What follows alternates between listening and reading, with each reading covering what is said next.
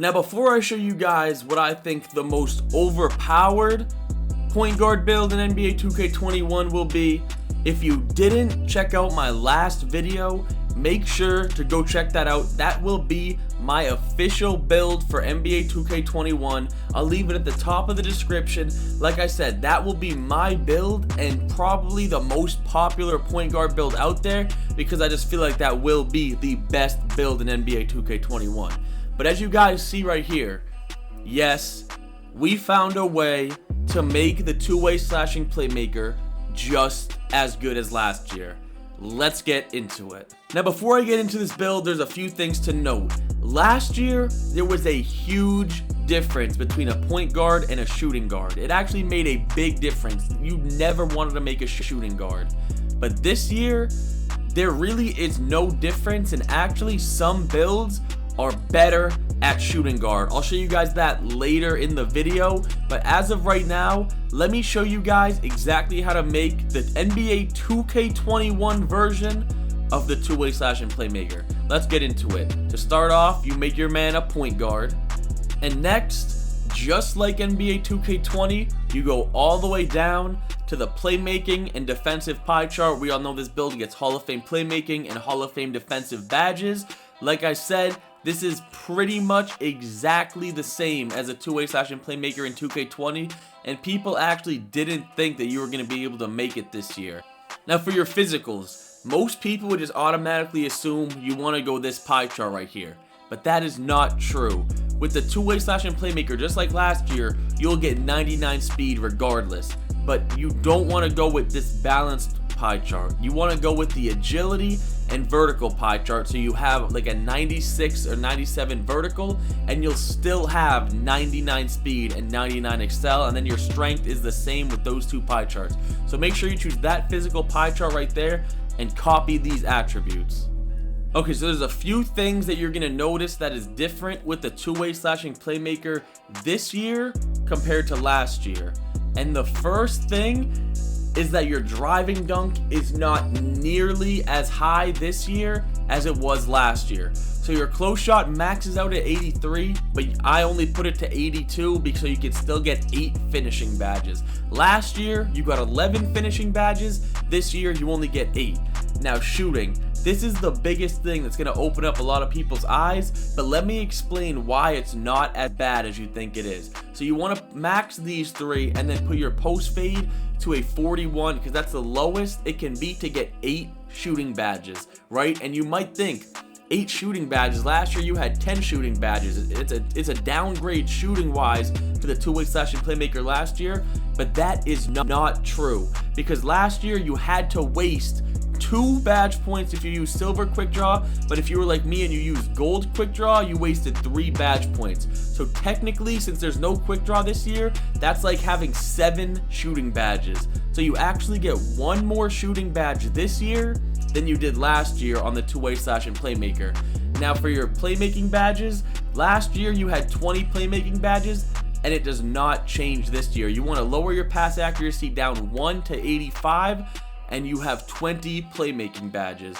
And then your defense, you want to max your perimeter, max your lateral quickness, max your steal, put your defensive rebounding to a 70 so you can max the amount of badges you get, and then upgrade your interior all the way, and then put your block to 45. So last year you had 11, 10, 20, 20. This year you have 8, 8, 20, 20. So they actually made you lose 5 total badges. But like I said, your shooting badges, since you don't have to waste 2 or 3 badge points on quick draw, it's technically an upgrade to shooting. The only thing is this build just will not finish as well as it did last year. Alright, so I'm going to put up a screenshot of the two-way slashing playmaker last year with the same exact stats. After I do my arm length and my height and all that, just to show you guys a comparison on what your ratings will be. I always make my players built. Like I say, this is always whatever you want, personal preference. Height, just like last year, 6'5" is the best height. And this is why I was telling you that you can go with the vertical pie chart, Because if it's anything like last year and you can get +9, right? +5 for 99.9 and then +4 from the Gatorade facility, you'll have 99 speed. Now, if you're not always going to be at 99 or 99.9, you can go with the other physical pie chart. But I'm always going to be at 99, and I do think the extra vertical helps. So I'm going to leave it at this, 6'5". And then your weight actually impacts your speed this year. Take a look, 92 speed. It actually goes up. So you don't need to be at 99. You can actually be at 97 overall and still have 99 speed. And then you'll have 99 acceleration with your max, with just 99 overall. You need to be 99 overall, 99.9. You can get max acceleration. I put the weight to 180 pounds. And then your wingspan. This is the only thing different from last year. Last year, I went with 1 over right here. But if you take a look, your driving dunk is only a 79. And in order to unlock contact dunks, your driving dunk needs to be an 81 because you get driving dunk, all the contact dunks at 85 driving dunk. So the difference this year is you max your wingspan to get an 81 driving dunk. So the only negative about this build is that you need to be a 99 overall in order to equip the best contact dunks. You get just small contact dunks, I think they're called, at 84 driving dunks. You can be a 98 overall. But if you want this build to be at its full potential and unlock the best contact dunks, you need to be at 99 overall. And once again, just like the build I showed you guys yesterday, you can't speed boost until you're a 97 overall or until you make 1 shot. So this is exactly how this build works. Last year I went playmaking takeover. This year I'm going slashing takeover on this build because this will be better when it comes down to this slashing takeover will be better since you don't finish as well as you did last year. No one's going to be able to stop you going to the rim. You guys see right here, you have built the 2-way slashing playmaker, and this is the screen where I wanted to compare the 2-way slashing playmaker last year to the 2-way slashing playmaker this year. Take a look. You guys know last year you got 11, 10, 20, 20, but I'm going to show the ratings right now. The ratings of the 2-way slashing playmaker last year compared to this year. Now, like I said, I did not have max wingspan last year, but a few things you're going to notice is this year your driving dunk is lower, right? Your 3-pointer is also lower, but that's because I maxed out my wingspan, so that's why that's lower. And then my ball handling is also 1 lower, but that's because, once again, I maxed my wingspan on this build. So ball control and 3-point are the same, but the 2 big differences is your defense is way better this year on this build. Your defense is just way, way better.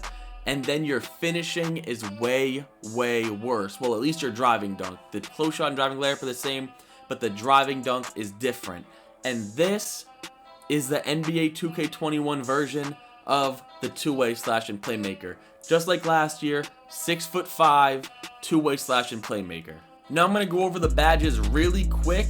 Contact finisher is a must, and I don't think that we're gonna have overpowered hop steps and overpowered euros this year like we did the last 2 years. So I think slithery finisher will be the way to go.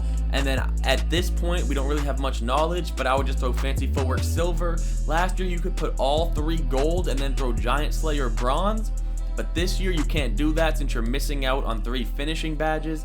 And like I said, the shooting badges, this is the big thing. Last year, I had 10, and this is what I ran. Gold range extender, gold hot zone hunter, gold quick draw, which isn't here anymore, and then bronze deadeye. But you have 1 more badge point this year, so you actually get to put your deadeye on silver instead of bronze, which makes the shooting actually better. Now, playmaking badges, just like last year, I would do the same exact badge layout, just like this. We don't know if bailout's going to be as overpowered as it was last year, but if it is, this is the best badge layout for your playmaking. And then lastly, defense. Like I said, we don't know much this year, but if it is anything like last year, this is really how you want to do it. They nerfed pogo sticks, so you don't really want to put that on this year like you did last year. But I would put my badges like this, and then I will maybe put gold and gold there. And this is how I will put my badges. on NBA 2K20. NBA 2K21, or as a lot of people are calling it, NBA 2K21 2 or NBA 2K20 2.0. That is the 2K21 version of the 6'5" two-way slashing playmaker. I hope you guys did enjoy this video. If you did, do me a favor, drop a like, sub if you're new, and I'm out.